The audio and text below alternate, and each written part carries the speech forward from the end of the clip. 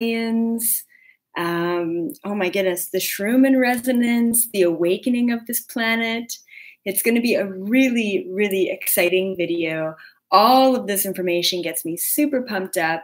And even more than that, I mean, really relevant information for everyone at this time in the major shifts. And it's very clear that scientifically, we are beginning to prove the vibrational frequency and the resonance that's shifting, right? So not only is it something that a lot of people at this, but it's also something that we're really starting to follow, track, and prove with electromagnetic.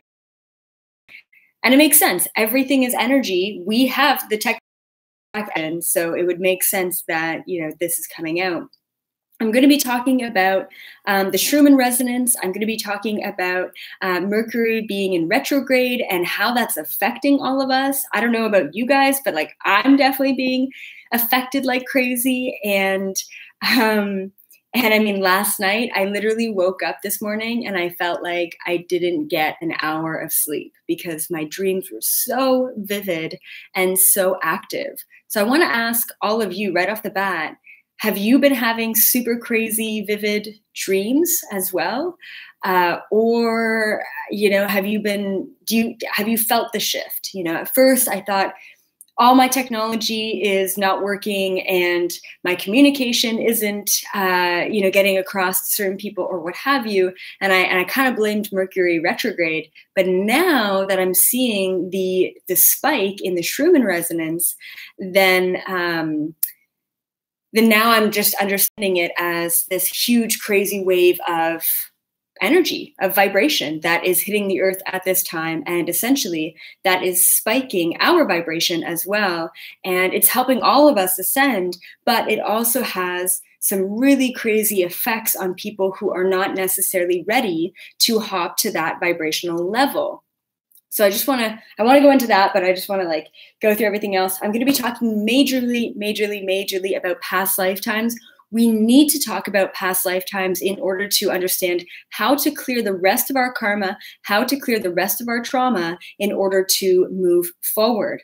I mean, it's really important now more than ever to clear the shit that is not serving us so that we can move on in our lives. So that's going to be happening. I'm also going to disclose, and that's the word, the appropriate word, I'm going to disclose a past lifetime trauma / DNA upgrade / download that I received this past weekend. And for those of you who have had downloads and DNA upgrades, you know how intense those can be. So I was like bawling and laughing and smiling and channeling and downloading for 2 hours over the weekend, which really feels like it was, 200 lifetimes that I went through. So I'm going to be disclosing a little bit of what I discovered. And it's very personal and it's also very interdimensional. That's why I'm repping my guys here today. I've got a beautiful alien necklace that my brother bought me for my last birthday. And then also my alien shirt. For those of you on Facebook, I know you can't really see, but anyway, so we're going to go into that really wild. I'm also going to be going into 3 main steps in how to clear all of your karma. It doesn't have to be complicated. It will be challenging and it absolutely will be triggering, but we need to go into it. So if you have a piece of paper and a pen, hands down, this is the live video that you want to be taking some notes. And then I'm also going to be answering a bunch of your questions that you handed in a couple of days ago about past lifetimes and karma and reincarnation. So I bet you a lot of you are all thinking the same questions. We're all going to be asking the same questions. So I will be answering some of those, not all of them, but some of them today as well. Oh my goodness, so much to get into today. Okay, really quick. Where are you from, as per usual? And how have you been feeling? In one sentence, even in one word, where have you been at in the past 2 weeks? Because it's been crazy. For me, it's been like high highs, super low lows, very, very aware of my thoughts, very, very aware of what I need to work on in the past 2 weeks. Like everything's been so apparent for me. And I don't think that it's just because I'm a psychic. I think it's really because I've been forced to confront my shit, you know? So are you guys in the same place? Have you been really confronting things? You know, where are you at with that? While you're answering, and I want to know your answers, a couple of announcements really quickly. Yes, it's rolling out. I am releasing the Expand podcast with yours truly, and that's going to be released April 1st. So something really to look forward to. It's going to be about 25, 30 minutes of me just spouting off universal truth every Tuesday. So definitely keep that in mind. And if you want to be a sponsor, if you want to advertise on that podcast, let me know, contact me. I now have an advertising team, which is awesome, and I can hook the two of you up. So if you really love me, obviously if you watch my videos and say you have your own channel or you want to be a sponsor or an advertiser, I'm definitely open to it, especially, you know, if you're at that vibrational level, right? So I really just want to kind of advertise things that I believe in. Okay, great. So the Expand podcast is going to be on Spotify, iTunes, you name it. I don't know what the other podcast platforms are, but it's going to be on there. Once again, the Expand podcast with Elizabeth April. Also, I have some really awesome webinars out there. If you're like, the live videos are great, but it's not deep enough, I have webinars that are on manifestation, how to be psychic, and breaking through the matrix. All of them are so fucking awesome. For an hour and a half, you get to sit back, watch a video, and really just enjoy the absorption of information. So keep that in mind. My beautiful assistant, Lauren, will be posting links to those webinars. Also, one more thing, group sessions this Sunday. Every Sunday, I'm trying to have a group session. Wow. If you were on my group session yesterday, this past Sunday, please like comment below. Let people know what your experience was like, because that group session was next level. I love getting a small group of people and just channeling, you know, one-off questions. I was just so excited and really fast.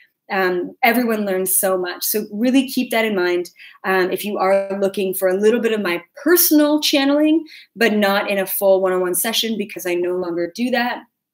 Also to my friends who I really love, you know, who watch my videos, was stolen in Panama. So I probably haven't been messaging you back for a reason. So I apologize about that. Okay, so moving on. And then last thing is, I am finally about to release my master class. It is an online school. I mean, it's just so incredible, and it's so nice to see it all coming together. This is called the Shift Masterclass, and it is literally designed to shift you from the third dimension frequency into the fifth dimension. If you feel like your life is still full of fear, lack, regret, heavy energy, if you're still fighting with your ego, and you really just want to make that commitment and shift your energy, and you're ready for it, and emphasis on you're ready for it, let me know, and you can be one of the first trial runs, okay, that I'm going to do. I really highly recommend, if you are interested in this course, it's a 4-month program. If you're interested in this, please email me. Do not Facebook message me. I'm probably not going to get it. So please email me if you're interested. And there's a discount that I'm going to be giving for the first 5 students, so that I can work one-on-one with you and see how the course is hitting and what I need to improve, and, you know, how work with you basically. So keep that in mind. Okay, fantastic. Let's take a look at some of the comments here on where you guys have been at. Let's take a look. Okay, sad and happy and angry, on and off. Okay, yeah, I feel that. From Sweden, Iowa. Okay. Okay, it's been good for a few weeks. Good. Okay. You know, I find that in the past couple of days, I feel like this fog has really lifted in me. And I don't even know where the fog came from. I actually thought it was like a Panama fog. And now I'm kind of realizing that maybe it was just like a shift fog of like a lot of old energy. And now it's like maybe the Schumann Resonance. I'm like, finally, you know, I'm like, I feel comfortable, or I feel more at home, you know, when that vibration is higher. However, that being said, when the vibration heightens and you are at a very low place, you are going to be deeply, deeply affected by the raising vibration. And yeah, the Schumann resonance. Okay, so let's back up. For those of you who don't know, the Schumann, I always put an R in there, Schrumann, but I think it's like Schrodinger's cat and Schumann, but Schumann. Okay, anyway, the Schumann resonance is the measurement of the vibration of the planet. Pretty cool, right? So the Schumann resonance is usually always at a 7.8 rating. I highly recommend that all of you look into this if you do not, if you have not already kind of looked into this. So the Schumann resonance usually always at a 7.8 rating. In the past 2-3 days, the Schumann resonance has shot up to 120 to 130. From 7.8, like really? It's the vibrational frequency of the planet. And these scientists are, well, they're kind of freaking out, right? Where is this coming from? So sometimes the Schumann resonance fluctuates if there's a lot of lightning, right, around the planet, and it really it increases the vibration, of course, like the electromagnetic frequency. And so they've done all this research, and apparently there's only been 14,000 lightning strikes when there's typically, on a high lightning day, it could be a couple 100,000 lightning strikes. And so it's been at 14,000. So the lightning's not a factor. Solar flares aren't a factor. So what is it? It's consciousness. Here we are. This is incredible. It's so exciting. We're actually finally seeing the effect of the fifth dimension. That's what it is. Basically, the fifth dimension is just a vibrational frequency. It's the Schumann resonance at a very high peak, but also peak. And I think what we're going to expect and what we're going to see in 2019 is a lot of peaks and a lot of valleys with the Schumann resonance. Really, we're going to see a lot of high highs, a lot of fifth dimensional frequencies, and then a lot of third dimensional frequencies and back again. It's literally going to feel like a roller coaster ride. It has felt like a roller coaster ride. And that's why it's more important than ever before to release and let go of karma and old energy. Because if, as you all know, if we take this old energy with us moving forward, it's really going to affect us. So how do I explain this? I want to give a good example. Okay, so for example, one of your triggers, okay, is fire, right? And say, for example, in a past lifetime, you burnt down in a house, and always been a trigger for you in this lifetime. With the Schumann resonance peaking, with the fifth dimension frequency peaking, any irrational attachments, aversions, projections in the third dimension frequency is going to be amped up. All of your fears, doubts, and insecurities are going to be louder than they ever have been before, louder than I am right now, actually, as a matter of fact. And so, say the irrational fear of fire is now not only just coming up when you're around fire, but now the irrational fear of fire is on your mind 24/7. This is just what happens when we spike our energy and when the entire world spikes in the fifth dimension frequency, right? In that Schumann resonance. Okay, so I want to ask all of you, just to kind of kick off this really traumatic, really triggering, but really fucking awesome live video. What are your biggest irrational attachments and irrational aversions? So, of course, attachments being like, I love you so much, I really need you in my life. Chocolate, or aliens, or mother, or whatever, right? What are your biggest attachments? And when I say irrational, it means it's like, I was never exposed to snakes when I was a kid, but I'm definitely afraid of them, right? So irrational, it's like you can't really see a connection in this lifetime. So once again, what are your biggest irrational attachments, and what are your biggest irrational fears, right? One or the other.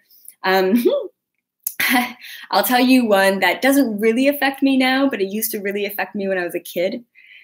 Well, I guess two, and they're both kind of really weird, actually. One of them is hair. I used to have a huge problem with just finding hair places. It was just so gross. I don't know. And maybe that's because I was a gray and I didn't really have hair. And I don't know, it's just something about hair that's really grossed me out. And then my other irrational fear was breath. right? Like I have this problem. I still have it. This is still daunting me today, which is like, I can't have anyone breathing in my face. Like I can't breathe in someone's breath. Ugh, I don't know. It's just this weird thing. Anyway, that's my thing. What about you guys? Irrational, that it doesn't come from this lifetime. That's what I mean by irrational. Let's take a look at YouTube here.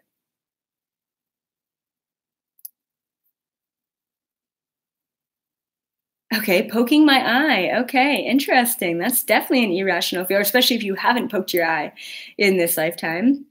Okay, Eric, irrational fear of being on your own.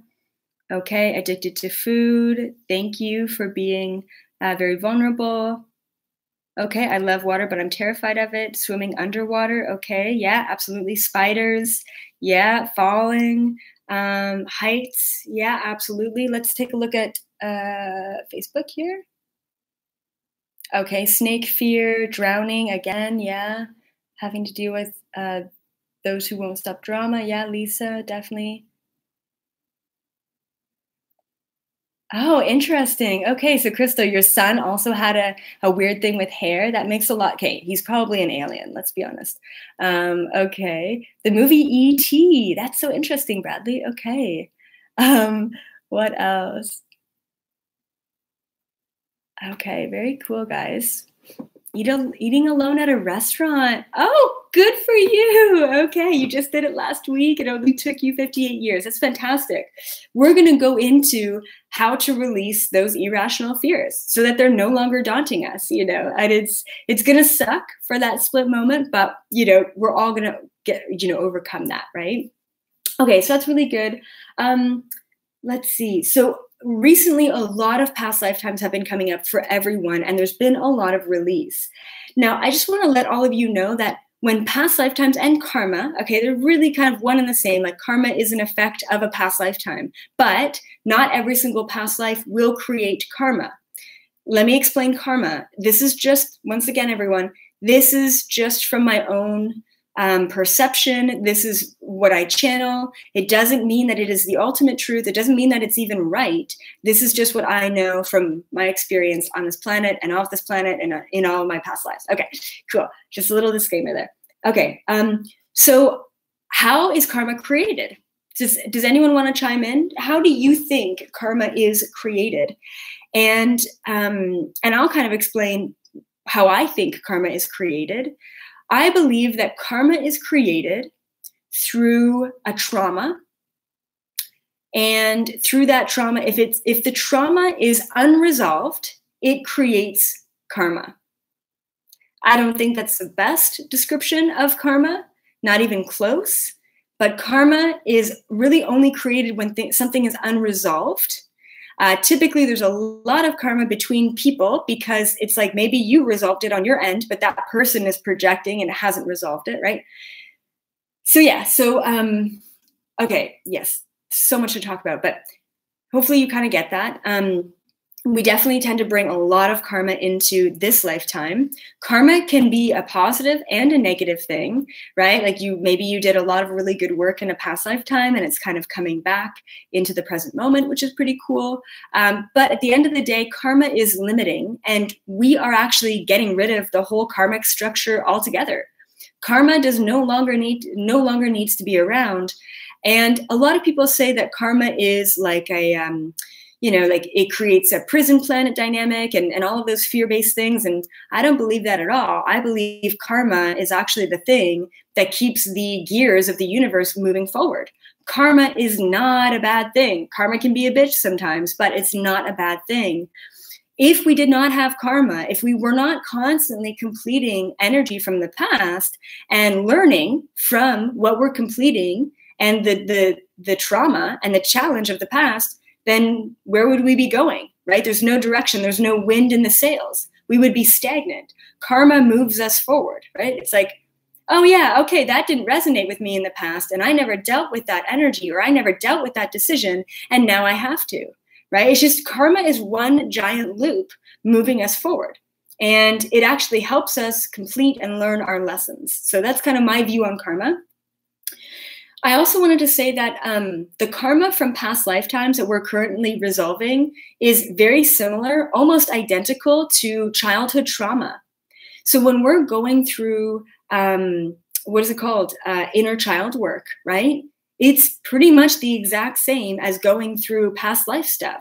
So if you're sitting there saying, oh, I've done a lot of like child trauma work, or I've done a lot of inner child work, amazing.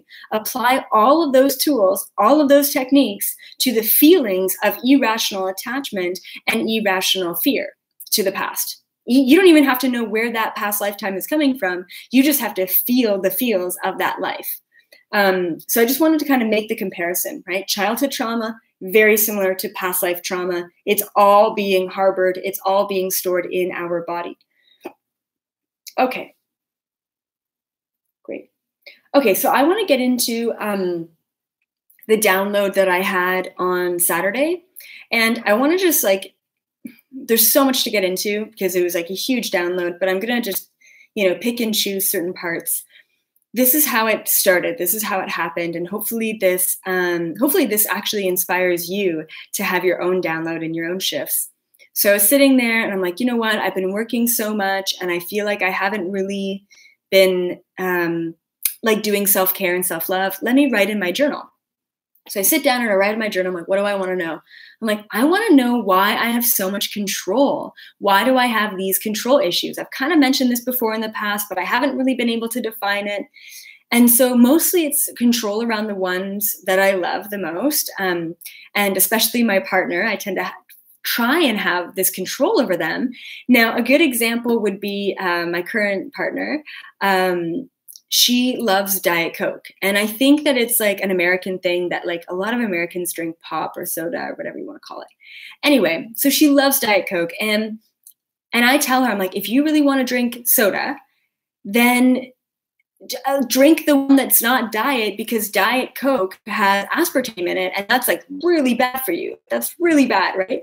Anyway, so here I am. I'm watching the person that I love the most make unhealthy decisions, and it triggers me. It frustrates me that I can't make the best decisions for her, right? It's just, so it's this whole thing. And that's the control I'm talking about. It's not like, well, I would say it is a petty control issue, right? But anyway, so it does. It definitely triggers me. And I'm like, I just need to let it go. Like, I need to let her learn her own lessons, live her own life. If she gets sick off of aspartame, that's fine. That's not my decision, right? I just have to let it go. So I'm really struggling with the whole control thing and like letting people live their own lives, right? And if you're a mother or a father, you know what I'm talking about. I mean, it's so difficult to have children and to like just let them fall and scrape their knee and like them deal with it and be okay with it, and move on.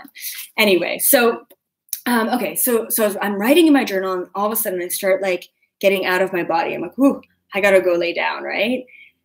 And so then like I go into like the bedroom and I sit down and I start meditating and like instantly I'm shot out of my body. Oh, this is so wild. Okay. Then I go all the way over to a past lifetime that I'm very connected to. And I'm very connected to. Anyway, go over to a past lifetime as these guys, like this little, like very stereotypical Zeta, tall gray alien. Anyway, interdimensional being. And so I go over and now I'm like in this body. No, I'm out of the body. I'm in my astral self. I'm on a spaceship. I'm observing this scene as my gray self. And I feel this anger and I feel this resentment and I feel this, anger and resentment. And I'm like, where is this coming from? Like, why am I so angry in this past life? Then I go back maybe a day or two and my son as a gray, okay, like take it or leave it, guys, no haters, okay. My son as a gray ended up dying. And the reason why he died, it wasn't because of poor parenting. It was because of the genetics of the grays. The grays have been so genetically modified throughout the years to adapt to their environment that they started dying. They started, dying off because the genetics just weren't holding form anymore, or the cells weren't reproducing properly. So my son was young. And it's even weird to think about a gray having a son to begin with, because all grays are clones of each other, which is hence the genetic issues. And there's no diversity with the grays and the genetics, right? Anyway, and so so my son was young. Anyway, and he ended up passing away, and there was nothing that I could do about it. And then this anger and resentment, it fueled my thirst for hybrids and creating this new evolution of species basically to save our species. And so, but I did this. And so I did a lot of genetic progression. I did a lot for the scientific, the psychological, the vibrational, kind of field in that lifetime, because I was fueled by anger, and I was fueled by not being able to have control over my son's genetics, over the external environment, and I wasn't able to save him. And then, so it was great. And like, I was praised for giving so much to that community, but at the same time, it was all through resentment. And I wanted to study as deep as possible all of the effects within vibrational frequency, which species get along based on their vibration, which species get along based on their biology, what is harmonized, what is unharmonized, and all of the above. So I really deep dove into that, but it was all fueled by this resentment for not having control. And then in lifetime after lifetime after lifetime, and then I decided to come to this planet. And then as I'm here as a human, same thing. It was like, I couldn't save my children. And sometimes I actually, moved away from my children. And I'm like, why did I move away from my children? If all I wanted was a child as a gray, then why did I move away from my children as a human? And it came to me, it was because I felt like I didn't deserve the love of those children, because I couldn't save my son in that gray past lifetime, right? So here it is, all of my lifetimes after that trauma, all of my lifetimes after that one life was fueled by the resentment and the anger and the passion from the loss of my child. And then, so I'm seeing this, right? Like, this happened like 2 days ago, right? So I'm seeing all of this play out, and I'm like, oh my goodness, I need to complete this. I didn't know how, but intuitively, astrally, I went back to the moment where my son had passed away in that gray lifetime. So here I am. I'm this gray, right, in a past. And then I'm this astral body of like my 26-year-old human, right, in the present moment. And I go astral travel right back to the moment where my son had passed away. And I spoke to my gray, and I said, my name's Hira as a gray. And I said, Hira, I'm your future self. And Hira already knew that because he could feel the vibrational frequency within me. And the soul, I guess. And so I said, Hira, I'm your future self, and I'm here to right the wrongs. And I said, look at the path that you're about to go down. Look at all of the fear and the anger and the control and the attachment and the projection and the resentment because this happened. I said, you are going to make these incredible advancements for your species, but you should do it out of love, right? And I said, that will change everything. And so I literally showed him this other parallel path, which is so crazy. Like, it's just, anyway. So I showed him, I said, this is the path you're going down. And this is the path that you could go down if you chose the vibration of love. You can still make all the advancements, but in an even higher vibration. And so then in that moment, like, my past gray self understood and said, thank you so much for showing me this. Like, I forgive myself for this happening, but I'm still going to feel this way. You know what I mean? Like, and so I changed the energy of my past self, and no word of a lie, like instantly I'm brought back into my body. I'm sitting there, right? I'm like crying and like laughing and smiling and like all this crazy stuff, and I'm feeling it. And then it was like a domino effect. Like, I don't know how to explain it because it was all visual, but it was this domino effect of lifetime after lifetime after lifetime after lifetime, all of the lifetimes from my gray life off of this planet right before I came to this planet, all the way to this present life as Elizabeth.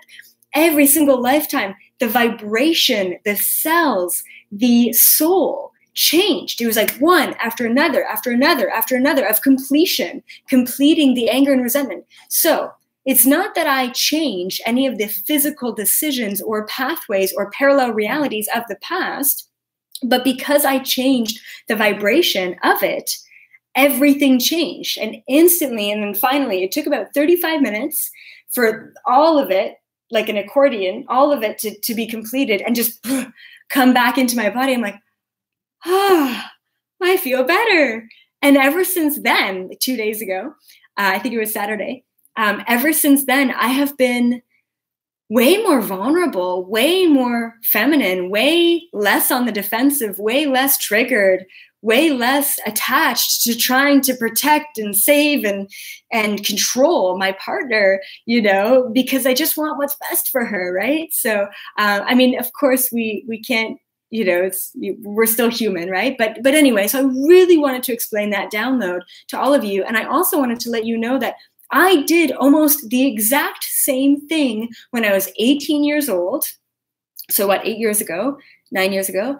And I went away to Vipassana, and on like the third day of meditation, I was sitting there, and all of a sudden I astral travel back. Now at this point I was astral traveling. So all of a sudden I astral travel back to the age 6 years old. No, yes, the age 7 years old, the age 10 years old, and the age 14. So 7, 10, and 14. And these were all major traumas for me in this lifetime. And so I travel back. And for each one of those, I, like, in my astral body, I went to my little child body and I said, Elizabeth, something's about to happen, but it's going to be okay. And it's going to teach you a lot. And it's actually going to happen for the best. And you're going to be a better person because this is going to happen. With so much love. I told my inner child self that with so much love.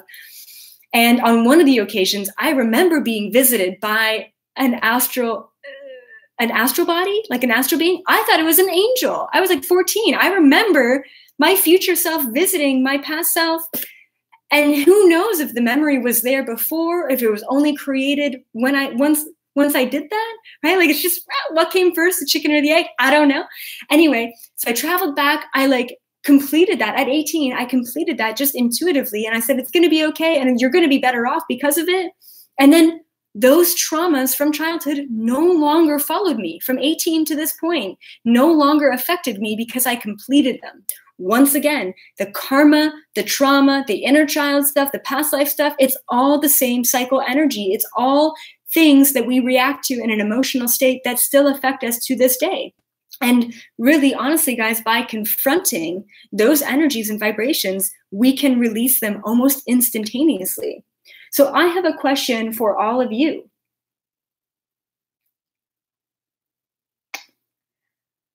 What do you think is the biggest lesson that you have been learning in this lifetime? And I'll explain this. For those of you who know, please comment below. For those of you who are like, I don't know what a lesson is, or I don't know what you're talking about, I'll kind of explain. So we all repeat cycles in our life. We're all here to learn something, like, you know, even teachers, even gurus, even whatever, right? So we're all here to learn something. And so, when we repeat the same challenges and the same trauma of, I keep attracting, you know, these men in my life who don't serve me, and they're always alcoholics, just like my father. Well, there you go. That's a pretty good indication that that's a lesson that you're learning. So the traumas, the challenges, the triggers that repeat themselves over and over again are our biggest lessons, our biggest life lessons. Those are typically coming from major traumas from past lifetimes, right? So say, for example, you have an association or an addiction, just like, you know, someone on YouTube mentioned, to food, right? And so maybe a past lifetime was, you know, your mother force-fed you because, you know, plump people back then were viewed as rich, right? Wealthy. And that's actually some places in the world, they still view people like that as well, right? So just know that a lot of these challenges are coming from past lifetimes, and our biggest life lessons come from our biggest reactions, our biggest challenges. And everyone's learning a different life lesson, although a lot of us repeat and also mirror each other's life lessons as well. I mean, as a human, we all have to go through the same sort of experiences to get out of this human cycle, right? So let's take a look and see what we have here. We've got David on YouTube, patience, learning to accept others as they are. Yes, David, totally get that. Empowerment as a feminine self. Awesome, JT. Okay. Lindsay, I have begun to realize and embody my higher divine creator self. Awesome. Ooh, Paco, action is better than analysis. Oh, love that. Both are necessary, but it's all a balance. Okay, so what else do we have here on Facebook? Okay, to dance with life from being crippled by life. Okay, yeah. Jessica, patience, forgiveness, letting go of fear. Yeah. Okay. Forgiveness, acceptance, allowing yourself to be vulnerable. Absolutely, absolutely, completely agree. I also wanted to ask all of you, what locations are you the most drawn to in the world? Really super curious. So a lot of the times, well, most of the times, the locations in the world that we are the most drawn to are past lifetimes that we've lived through in different places in the world. So maybe you have a couple of countries that you've been really drawn to that maybe you've never visited, maybe you have visited, but comment below. Let me know, what countries are you the most drawn to here on the planet? I would say for me, oh man, I have so many. Greece, Italy, definitely Egypt, Hawaii, where else? Oh, Africa, for sure, for sure. Yeah, a lot of that. Also like Mexico, Mayan stuff as well. Very cool. Let's see, we've got South America, Jamaica, Scotland, Hawaii, India. Yes, India for sure. Okay, Middle Eastern countries, fantastic. London, Middle East, Egypt. Yeah. Great. Awesome. Okay, so we're going to get to some of your questions about karma and past lifetimes, and then I'm going to be talking about the 3 main steps that you can take to release all of your karma and all of your trauma, and this is the time to do it. The Schumann Resonance is higher than it ever has been before. I mean, we are all being forced and confronted, and that's a good word. We're being confronted at, at releasing the things that don't serve us. Okay, so some really great questions here. I try to ask questions that I'm going to respond to before the live video. So typically everyone on YouTube, if you want to get in on having your question answered, then please hop over to Facebook and ask the question when I post a post about the next live video, if that makes sense. Okay, question number 1. This is from Jake on Facebook. What is karma? Is it a force? Is it a real thing? So that's really good. So yeah, I would say that karma is absolutely a real thing. Once again, it is not necessarily bad or good. It's a force, it's an energy, it's a vibration, and it is the wind, it's the gears that allow the universe to flow and to move forward. Karma is the thing that allow us to learn lessons and to complete old energy in the past. It's almost like, okay. Think about it this way. I just got the image of a spider web, okay? Think about life being a spider web. And then think about you're the spider, you're weaving the web of your life, you're creating contracts, you're meeting people, you're interacting with other souls, you're traveling around the universe, right? You're creating the web of your existence. And then anytime there's a trauma, anytime there's a huge moment, anytime there's a space to learn something, and I don't care if you're a gray, if you're a Palladian, if you're an ascended master, if you're a human, or if you're a freaking tree. It doesn't matter, right? As long as you are incarnated into something that is separate from pure source, you are learning through karma. That's it, right? Karma is not a concept that is just on this planet. A lot of channelers have said that. And it's not like a prison planet thing either. It is just the force and energy of vibration within the universe. It's, once again, it allows us to grow and move forward.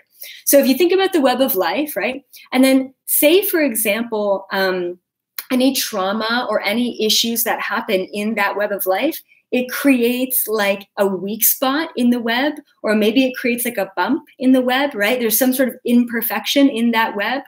that imperfection has to come back around so that you can resolve it.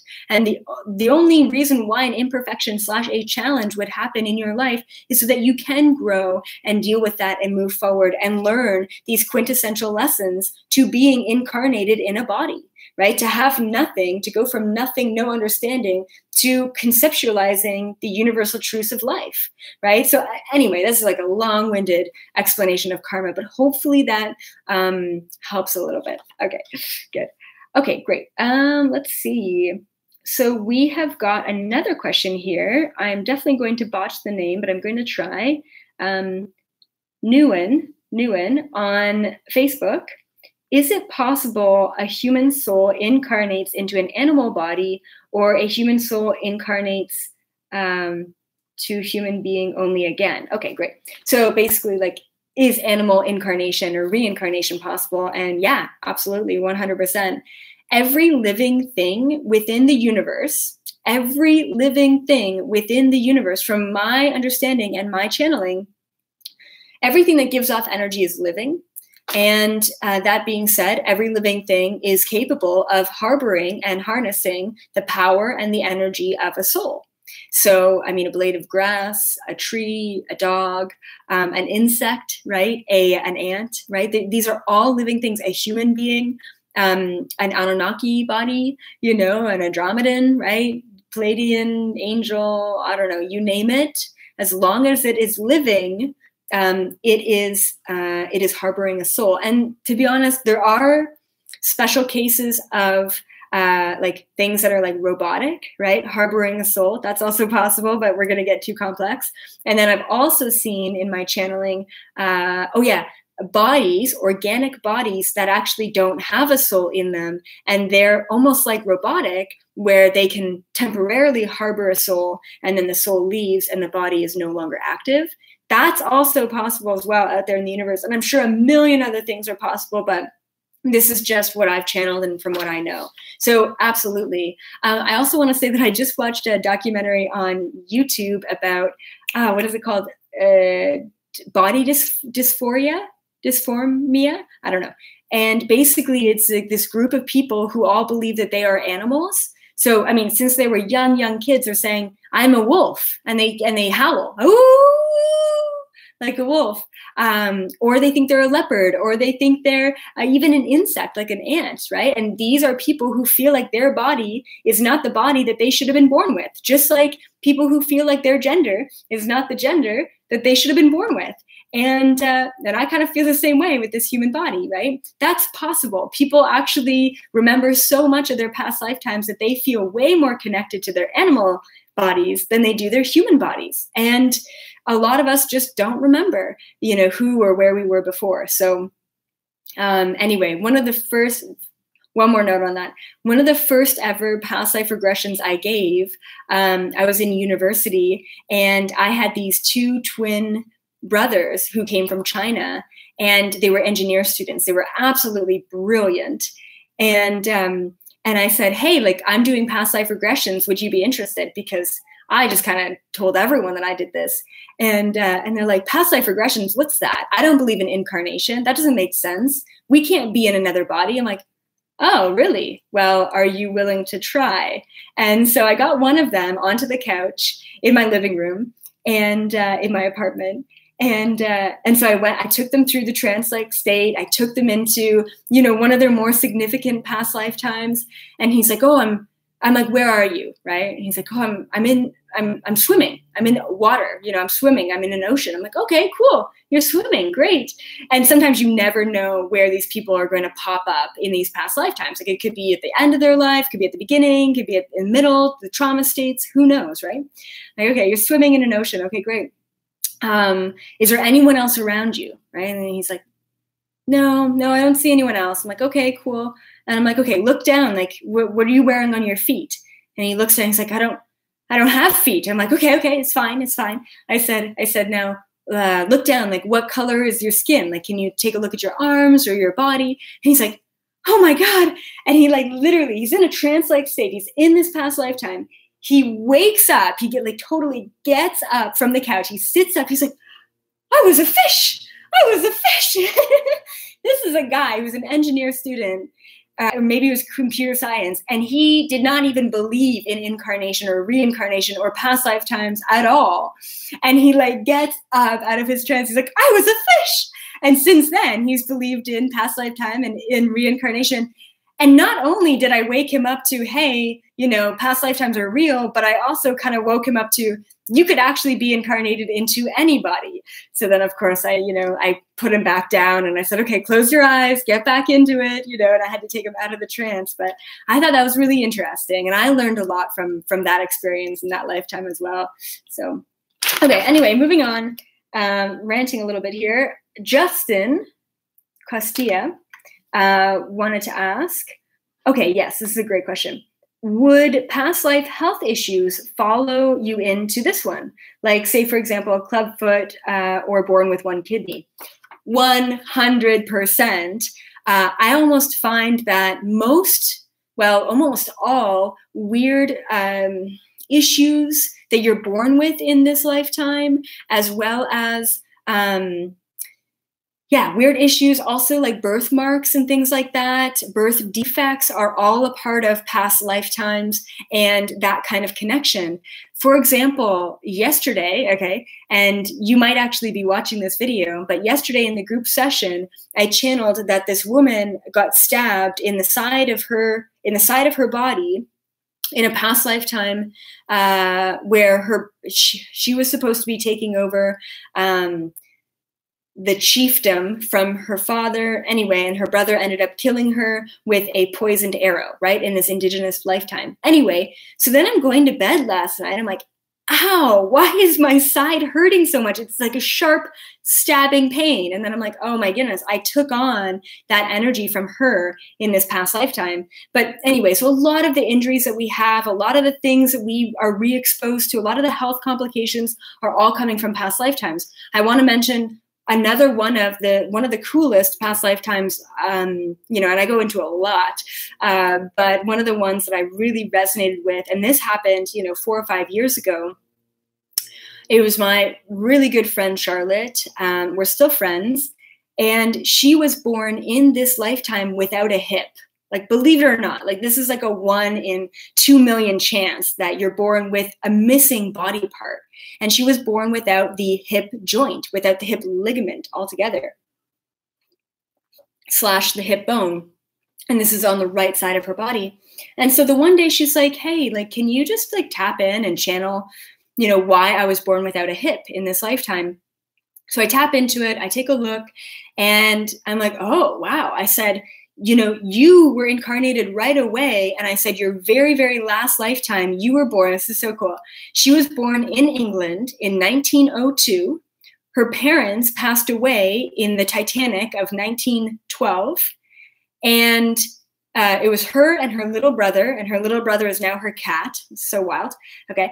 And then her grandmother took care of her and her little brother, but she was quite old. And so really, Charlotte was the caretaker for her brother. She was basically the mother for her brother and also the caretaker for her grandmother, right? Anyway, so she was fine. It was all good in that lifetime.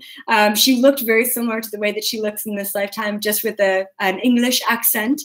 And then her brother went into the military in that English lifetime, and he had some sort of musket or some sort of gun, and she would bring him lunch every day to the battlefield. And it was just like a practice battlefield. I don't know. Anyways, she would bring him lunch. And so she was bringing him lunch the one day, and his gun, her younger brother's gun, ended up misfiring. And she was standing in front of him, misfired, blew out her right hip.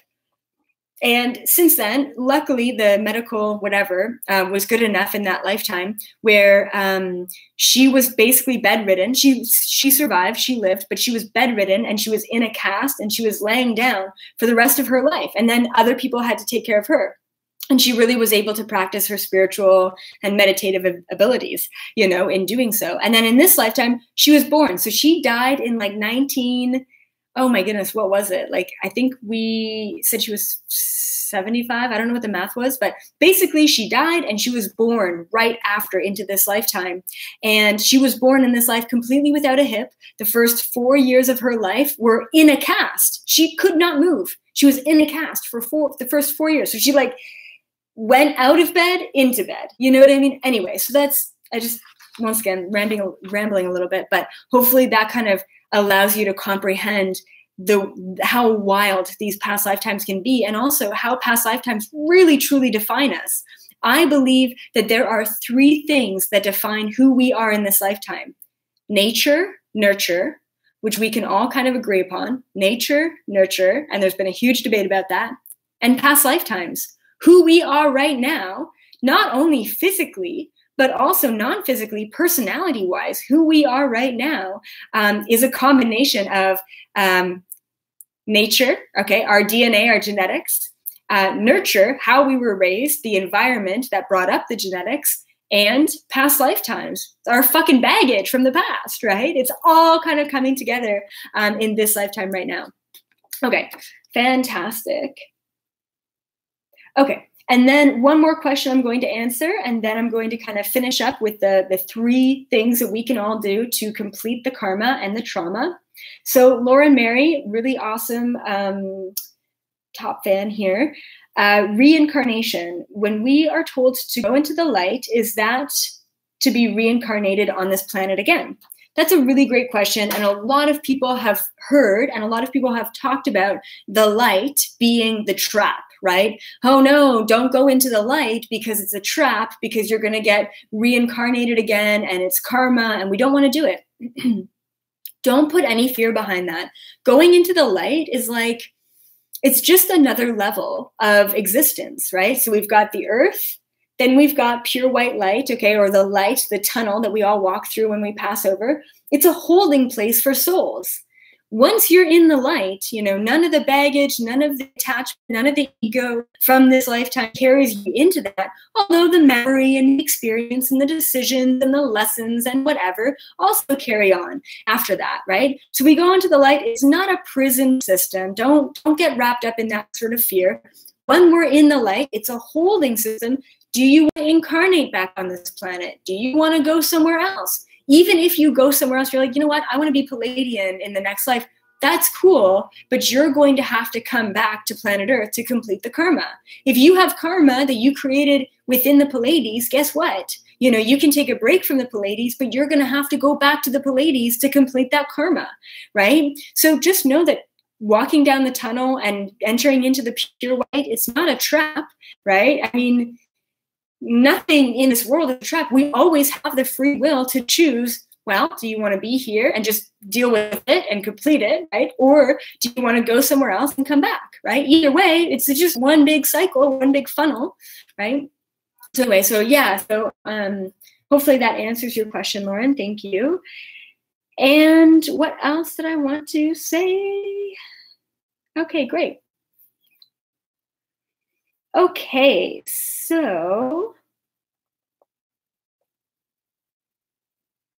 I want to talk about the 3 main things that we can do just to completely clear the trauma and the karma. It's pretty simple, it's pretty straightforward, but it's a really good reminder, and I really recommend that all of you write down these 3 things. Okay, so yes. Okay, super simple, but I want to go into this a little bit. Past lifetimes, reincarnation, karma, energy of the past, it works as a loop, right? So the only to get out of the loop of reincarnation, and so let's just say karma, because we're all always going to be incarnated until we go back to source, enlightenment, whatever you want to call that. So it always works as a loop, right? We're like dealing with things, the things we didn't deal with come back into the present moment so that we can deal with them. The number one thing that we can all do to end the loop, once again, whether you're a dog or a squirrel or a horn honking, no, I'm kidding. The one thing that we can all do to end the loop is to make a different decision. That's it. if you have or hold resentment towards your mom because of X, Y, and Z, right? And you're like, oh, mom, the resentment keeps coming up, and clearly you're projecting the resentment. And so you keep getting triggered because you're projecting something. Therefore, you're just creating your reality in the same loop. All you have to do, change your reality, make a different decision. The second you make a different decision, the loop ends and you clear the karma. That's it, right? So all of the triggers and all of the biggest lessons that all of you wrote down during this live video, I want you to really think about them. I want you to really think about the things that you react to the most, the things that make you the most triggered. I want you to deep dive into this, and I want you to ask yourself, what is the number one decision that I make when I get triggered, when I feel that way? And what is a decision that I could make what is a decision that I could make that will allow me to confront that trigger so that I no longer have to be triggered? So say, for example, I do have, OCD tendencies, if you want to call it that. And so the mat in the bathroom, right? If it's crooked, I just like aligning it to the corner, right? And so upon dealing with my triggers and my reactions, which are really just symptoms of something that's disharmonious deep down within yourself and your soul. They're just symptoms. They're not actually the thing that is triggering you. Anyway, and so what I did was I aligned that mat so that it was even more crooked than it usually is, right? Usually I just like put it neatly in the corner of the bathroom. And I'm like, no, fuck it. I'm going to really confront this. And if I get triggered by something being out of place, guess what I'm going to do? I'm going to put it even more out of place so that I can confront the emotion and the energy that comes up when I get triggered or reactional in that moment, right? So it's all about confronting. So the three things. Number one, to release all of your karma and your trauma. Number one is recognize. We can't change anything if we do not recognize that there's nothing to change or there's something to change, right? So we need to all just like kind of look objectively at our lives and recognize that there is something that needs to be changed and that something isn't really aligned to your truest and highest good because it creates a lot of fear or judgment or reaction or attachment or whatever, right? But it's not serving you. That's really the conclusion that we're looking for. Recognize what is and what isn't serving you. Number one. Okay, great. Number two, change it. Just that's it, like change it, right? So what isn't serving you, then just stop doing it, right? And I'm not saying stop doing the thing, but react to it in a different way. You know what I mean? And the other word that I put with the word change is forgive. So in that moment, so I'm going to use the Diet Coke example, right? So in that moment, I'm like reacting, like, why do you have to drink this? Why can't you drink something else? Like, I'm going to buy you something that's like healthier, blah, blah. And instead I'm like, hey babe, like, do you want anything from the vending machine? Oh, a Diet Coke? Okay, great. And in my mind, I'm like, I'm just fueling the habit. But then I'm like, you know what? If this is what she wants, I'm just going to support her. This is her lesson, So I confront it. I change the decision rather than trying to hide her from it or trying to change her to be a better or different or healthier person in only my perception, right? I actually help her with that so that she can deal with that lesson on her own. That can't come from me, right? So you change it. So if you always make a decision of a reaction, change the reaction. And then the most important thing with the change is forgive yourself and forgive that person. So in that moment, it's like, you know what? I forgive you for making decisions that aren't the healthiest. And I especially forgive myself for even allowing myself to react over something that I have no control over. And it's okay to not have control. So change the decisions that you react to the most, change the things that you react to the most, and forgive yourself and forgive that person all in the same time. And then, of course, release it. And one of the biggest ways that we can really release the things that really bother us, right, these irrational attachments and aversions, is to really confront it. So the change part of it, the transmuting the fear into the love, is confronting the fear. if you're scared of spiders, and say, for example, there's a spider in your living room or in your kitchen, guess what I want you to do? Don't kill it. Please never kill spiders or any living thing. But I want you to trap it, okay, in a cup with maybe some paper, and I want you to just look at it. Not for forever. Don't suffocate it, right? But I want you to look at the spider, and I want you to thank the spider for being in your life. Spiders are they're positive. They're really good. And then, of course, let it go. Let it go outside, right? So confront it. Recognize that you have a problem, confront it, and through confronting that fear, through really deep diving and getting up close and personal with that fear, like, I'm scared of heights, so what do? I go rock climbing, and I scream like a little baby the entire time, but I confront it, right? So recognize that you have an issue or a trigger or a past life block, okay, or karma. Confront it. And through confronting it, you change it. And through changing it, you forgive it. And through forgiving it, you fucking release it. And that's it. I mean, maybe that's 5 steps instead of 3, but it's all really important. So I want all of you this week to find a fear that you have, and I want you to confront that fear. And then next week, I'm going to ask you all about the fear that you confronted, and I'm going to give you the thumbs up or the thumbs down. No, I'm kidding. I wouldn't judge you because that's not really my role. I mean, no one should actually judge you. Okay. Anyway, and I also wanted to kind of end the live video with asking you all just to kind of be in the present moment. What is one thing that you can appreciate today? That's it, just in general. Let's all shift ourselves into the 5th dimension vibration, and let's all ask ourselves in this moment, what is one thing that you can truly appreciate and love and smile at today? What is one thing that you can truly appreciate today? And while you guys are typing away, I'm going to go through the announcements one more time.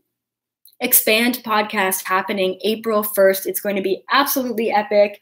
I'm going to be sending out all of the links involved in that.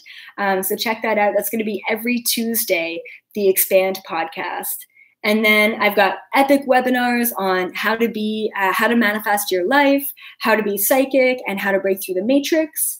And then I also have a shift masterclass, how to transform your life from the 3rd dimension to the 5th dimension. If you are interested in special pricing, if you are truly interested in transforming your life and really committing yourself to the work, please email me. I'm really looking for people who can lead the way on this.